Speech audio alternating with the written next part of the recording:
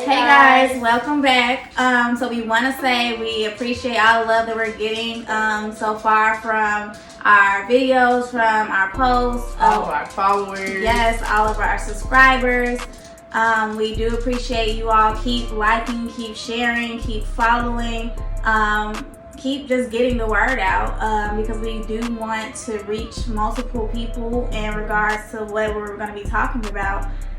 So with that being said, we think that today's topic is pretty relevant. Right. So today we're going to talk about toxic relationships. Yes. So I guess we can give y'all a little caveat and tell you that this will be a 3-part series. Yes. So today we're going to focus on like romantic relationships. And then the next... We ain't going to tell them the other two. Let's guess the other two. Okay, so... Y'all guess our other two. Y'all guess what the other ones I are. guess it's not that many different relationships to talk about, but I want to be interactive with you guys. You know, I want to see what you come up with as far as what you think.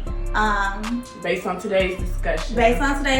What do you feel as though it will be a toxic relationship, and what domain do you see that can be in?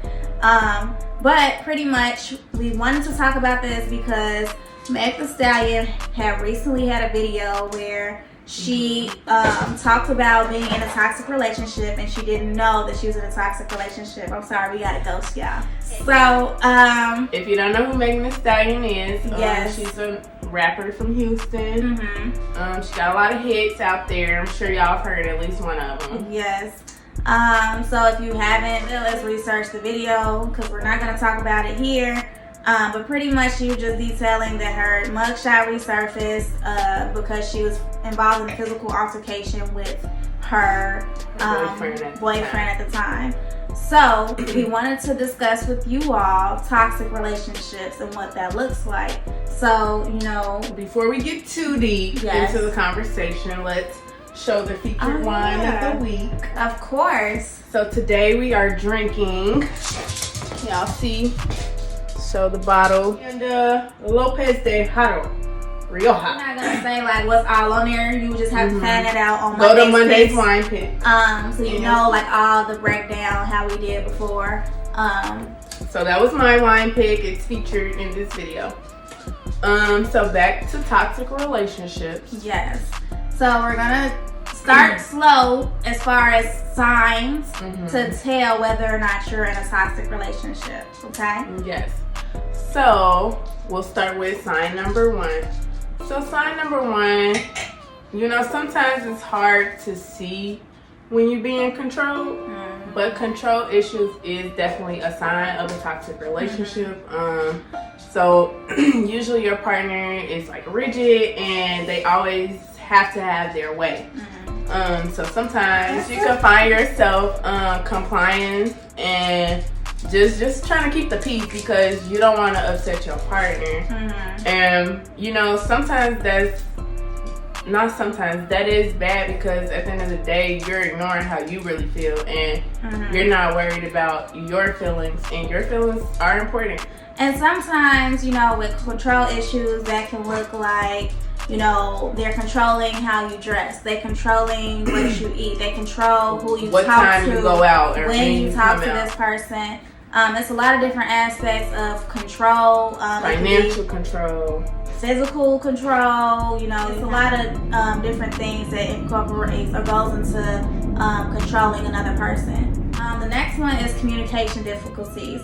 So a lot of times you may try to express a concern or express an issue with a person, given that you have a differing of opinions. You know, that's healthy within any relationship where you're always not going to agree on every single aspect of everything unless you just like a yes man. A lot of times when you're trying to communicate, this person may assume the role of an aggressor, may become angry or try to manipulate whatever it is that you're saying. So a lot of times they may not necessarily listen to what you have to say, or it always seemingly contributes to an argument where, you know, we know any little thing that it sets them off.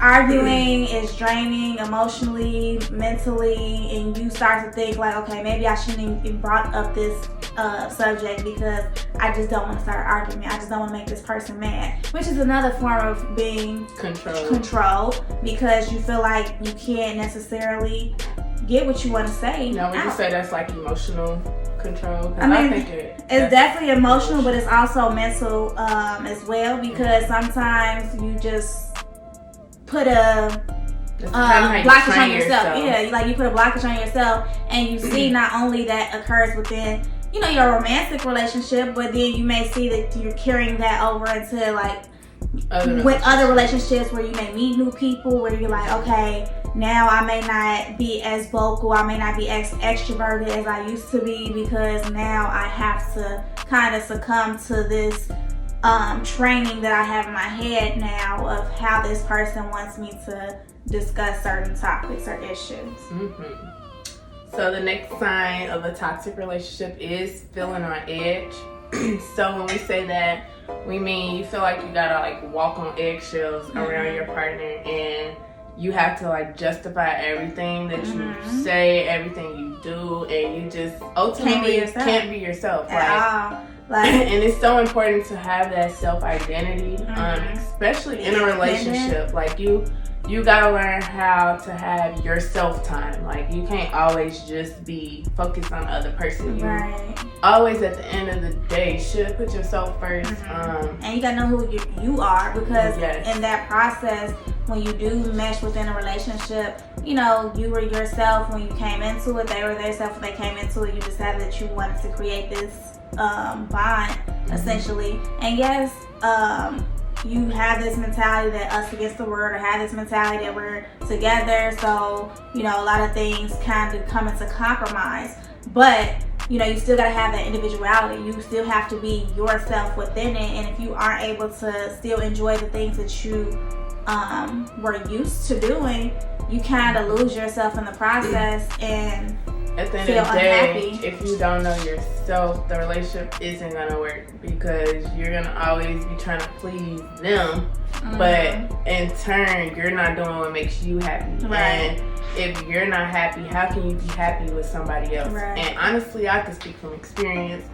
I personally was in a relationship where I wasn't always putting myself first, and I had to learn the hard way. Like, you know, I'm gonna get tired of that.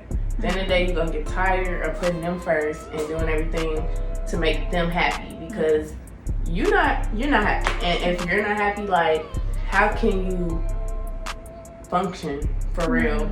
Like, at the end of the day, you gotta be happy somewhat to be able to function in this world. Let's just be honest. So just recognize these signs. If they speaking to you, we're here to help. Like, we want to talk. Like, and even if you're asking yourself, are you in a toxic relationship? Like, 9 times out of 10, you are. And that's not something to discourage you either, because it's always a line of communication as well. Because if you feel as though someone may have certain signs, it's something that can be brought forth within, you know, that relationship. And I want to clarify, when I say it's normal, I'm saying like everybody's gonna experience some like form of toxic relationship. Let's just be real. Like, in today's age, especially, like, you're gonna experience some kind of toxic relationship, and it's okay to recognize when it's a toxic relationship and get up out of there. Like, it's okay to put you first. And I think that's important, because some people be like, you're being selfish. No, I'm protecting myself. I am doing some self-care and actually putting me first, and that is okay. So, I mean, I agree, but I also disagree too, because I think, you know, ultimately, yes, being in a toxic relationship pretty much defines that overall it's just negative. It's nothing to grow from that. But I do believe some people have toxic traits where, you know, they may not necessarily know that they have these traits, or it's bothering the other person, which, you know, goes back to that communication piece and trying to communicate essentially what's going on and how you're feeling. Now, I get that. If that person isn't necessarily open to hearing what you have to say, then sometimes you got to take a step back. However, if you recognize that and are able to have that line of communication and reflect on it and move forward, and that person can work on themselves, then by all means do that. You know, we don't want to discourage you and say like just drop everything and go somewhere else. But if they not making no effort to change, then drop them. Because honestly, you know, at the end of the day, if somebody gonna change, and even if they do got toxic traits, I do think I agree with that, but I also do feel like at some point, when are you gonna stop making excuses, and when are you gonna stop saying that they just toxic traits? Yeah, I get that, but at the end of the day, the toxic traits is gonna lead to just a toxic relationship, and that's not always. And the reason why I say that is because, you know, people's upbringing, everybody's upbringing is essentially different, right? You have some family dynamics that look different than others. And you may have grown up in a household in which that person exhumed love this way, or that's the way in which they communicated. So you created this normative in your head that this is how I am supposed to love another person, or this is how I'm supposed to behave within a relationship. And you know, you see that within how they treat the other person in which they're with. So that goes for both male and female. Like, you know, goes for both. It's not just one-sided. We know that everybody has their. Megan Thee Stallion, for example, she went to jail because she hit him.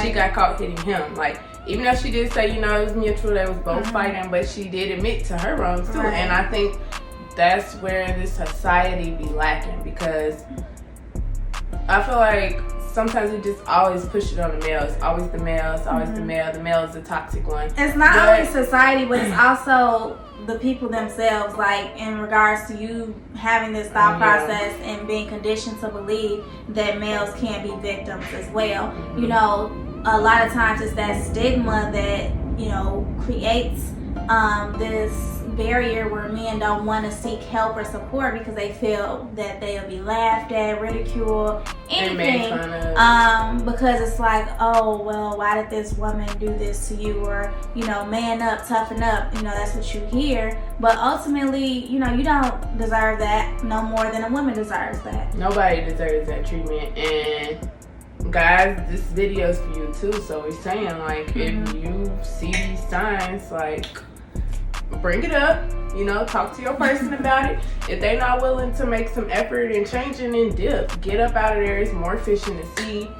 Like, there will be other people that are willing to provide what you need, and that's on that. And sometimes people don't even know what they need either. So, you know, if you're not ready for a relationship, people don't know themselves, and that's okay. If a person's not ready for a relationship, it's, you know, maybe take that time out and get to know you first before you involve yourself in a relationship. Because a lot of times, if you don't know yourself and you don't know some of the things that you do that are toxic or that aren't necessarily healthy, then you can damage the person that you're with, even though you may be the greatest girl, greatest guy. I'll speak from example with that. Like, I definitely am a good person. I am a good person at heart, but I know when I was in my you know, relationship with my ex, I probably was not what all he needed either.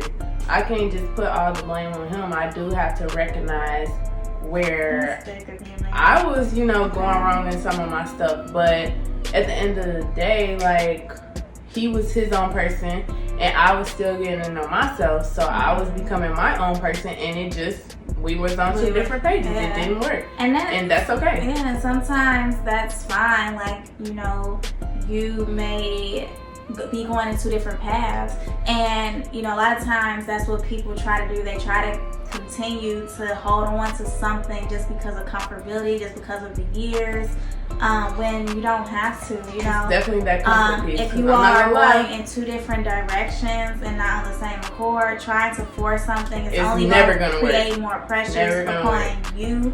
But if you have children, not pressures on them as well. Like, so if we look at toxicity within relationships, And if you have offspring, you gotta recognize how that affects them, because how like they're you gonna said, grow up. you know, your upbringing contributes to some of the ways in which you may behave and act when you grow older. I mean, unconsciously, you may not be aware of it until you actually really sit down and reflect on it. But children, like I was talking about the other video, are sponges, and they grasp a lot of concept from their parents.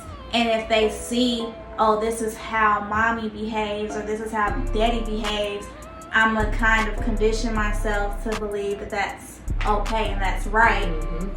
Even if it is, or even if it works for your family dynamic. But ultimately, think about that the next time that you're exhibiting these type of behaviors, because ultimately they're observing, they're looking at what you're doing, they're looking at how you argue, they're looking at how you make up. So like, that's important. Arguments are healthy. Isn't a healthy thing. Arguing is healthy. It's about how you argue. It's how you argue, but also how you make up. You know, they need to see that piece too. Like, yeah, my parents may argue and disagree about certain things, but at the end of the day, they made up by talking, and then after talking, they were able to do X, Y, and Z, opposed to, you know, they argue outside in front of us, and then they're in the room, and we don't see how they make up. You know.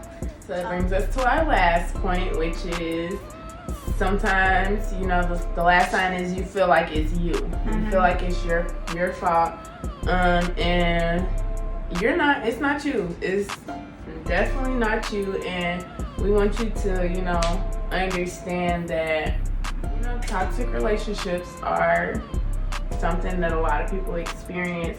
But there are resources out here that will help you if you feel stuck and you don't know which direction to go.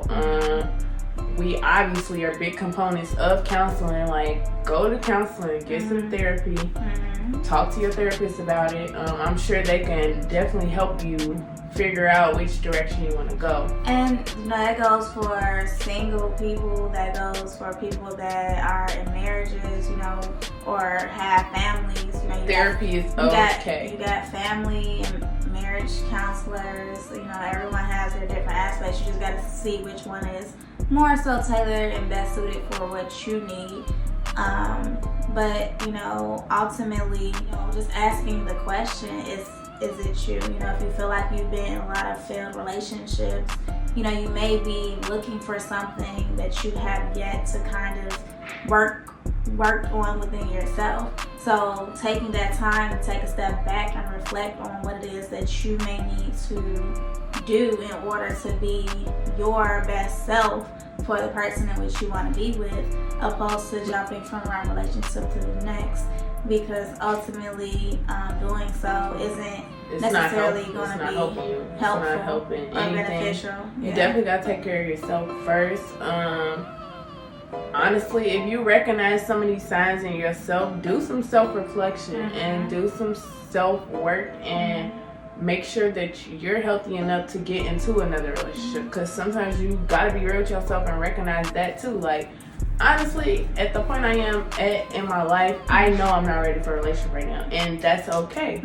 I'm focused on bettering me, getting to know me some more, like, and that's perfectly normal. Like, I feel like if I don't have a good relationship with myself, how am I gonna take myself and be in another relationship? I gotta make sure I'm good first and make sure that I do my work and do what's necessary so that I can, you know, enjoy somebody to the fullest extent. Like, I don't want to have to go into another relationship with insecurities, go into another relationship with, you know, my wall built up because of things that I went through in my past. Like, I gotta let go of that, and I know that. And right now, I ain't let go of it, so I'm working on it. So it's okay to do some self-work. And me personally, you know, I'm at the point where I'm reflecting on myself and what I want. You know, I'm a hopeless romantic. She definitely is. And I'm the opposite. Like, romance, anything to me, I'm just like, ugh. But that's just my upbringing, you know, where I go back to, where I have. And that's mine. Ugh. And I have, you know, parents that have been together for 27 years, I believe. Mom, don't shoot me if I don't know the time period exactly, but Hey, Mom. You know, they've been together for so long, and I've grown to know a lot in regards to how to treat your spouse. And yeah, I have probably made mistakes within my past, but ultimately I do want to have a relationship like theirs, because that's what I want to emulate. I mean, I want to have my own and make it my own, but ultimately I want to be in a loving, healthy relationship. And see, I guess I can agree. Like, my parents, I know they love each other, but they're not affectionate, and that's at least not around me. And that's cool, because I don't like PDA. Yeah. I am not a PDA person. I hate it. Nah. And it's just, I don't know. I feel like, affection. Like, yeah. But and that goes back to like what you see. Like, so if you see, I don't see it. So if you see PDA, then you probably like, okay, that's something that I can really get with. But because you didn't see it's probably like can't stand it. So it's probably like because you didn't see it. Then and I think we already talked about our RDFs, and that makes, don't let me see no PDA, because I be in public like. So me, I love, you know. Like, and I love too, but affection, we ain't gotta do all of that in public. Like, that's just how I feel. It's cute, but it's like in moderation. But you know, in moderation is cute, but when people, I be seeing people do the most, like y'all on a train and y'all just tonguing each other down. Can y'all go in a car and do that? Can you go in your house and do that? Like, you ain't gotta be on a train doing this. Like, too much. Ugh. Pretty much it just goes back down to your upbringing and what you have seen and what you're used to, what you essentially have learned that you normalize. So you know, that's what we're gonna end with. Yes, stay tuned for the other two parts, because I don't really think that's gonna be where we really get into the nitty gritty. Like, y'all thought we was gonna get in the nitty gritty for romantic relationships, and we got some other stuff in store for you. Definitely do, because there are definitely other relationships that are just as important, and so we're gonna leave it at that. With that being said, you know, we do have a Facebook, we have a Twitter, we have an Instagram, so YouTube. So if you're on all those platforms, please follow, please like, please share on all social medias. I think Facebook is Winedown Sessions with Mel and Jazz. Twitter is just Winedown Session without the S at the end. Instagram is Winedown Sessions, and then YouTube is the same as Facebook, Winedown Sessions with Mel and Jazz. Shout out to Facebook, because y'all been showing out. Yes, you have. Y'all been showing out. So all of our Facebook followers, we really do thank you. Like we said before, like, the idea is to have a community. So, you know, if you have any topics you want us, some topics, if you want us to talk about, you want to be a guest, but also let us know. Send us messages. Let us know as far as like what type of toxic relationships you think are the other two. Yes, but also, your guesses. You know, you can even respond to the romantic relationships in which, you know, you want to share. You want to share what your type story. Of, you know, toxic relationship you've been in and the story that goes behind it. There's no judgment here. We just like are we will excited be here to support you and supported to know about, you know. Cause I think I was very vulnerable in this video, so if you want to be vulnerable, go on right ahead. Like, share your truth. Don't be afraid of it. So that's all that we have for you all today, and we will see you next time.